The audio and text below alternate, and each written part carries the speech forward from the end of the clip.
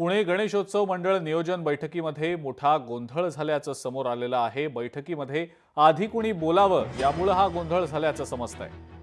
गणेश मंडळाचा कार्यकर्ता नसलेला व्यक्ती हिंदी बोलत असल्यानं सुद्धा हा गोंधळ झाल्याचं बोललं जातंय। पुणे पालिका आयुक्त नवल किशोर राम यांच्या समोरच हा सगळा गोंधळ सुरू असल्याचं पाहायला मिळालं।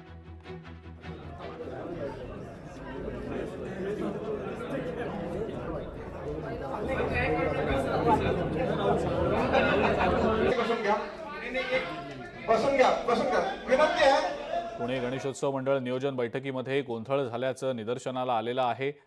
बैठकीमध्ये आधी नेमकं कुणी बोलावं यामुळे हा गोंधळ झाल्याचं समजतंय। काय नेमकं घडलंय बैठकीमध्ये आपण जाणून घेऊया। अमोल धर्माधिकारी आपले पुण्याचे प्रतिनिधी आपल्या सोबत आहेत सध्या। अमोल, या गणेशोत्सव मंडळ नियोजन बैठकीमध्ये मोठा गोंधळ झाल्याचं समोर येतंय आणि हा सगळा गोंधळ पालिका आयुक्तांसमोरच झाल्याचं देखील समजतंय। अमोल, काय नेमकं कारण होतं, सविस्तर याचा तपशील नेमका काय?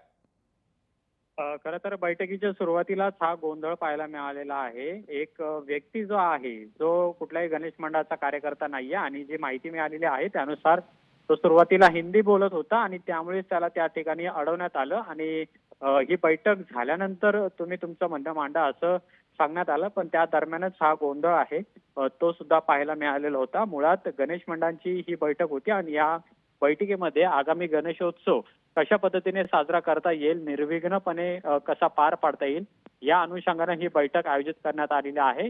या बैठकीला महापालिकेचे आयुक्त, अधिकारी, पोलीस प्रशासन, त्याचबरोबर गणेश मंडळांचे कार्यकर्ते, पदाधिकारी हे उपस्थित आहेत। आणि असं असताना बैठकीच्या सुरुवातीलाच एक व्यक्ती आहे जो हिंदी भाषेत बोलत होता, तो हिंदीमध्ये बोलू लागल्यामुळे हा गोंधळ आहे तो काहीसा निर्माण झालेला होता। पण आता ही बैठक आहे ती शांततेत पार पडत आहे।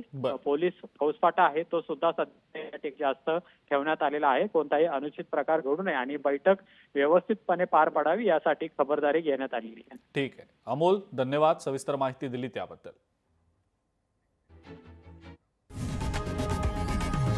लोकशाही मराठी ऐका, पहा, जागरूक रहा।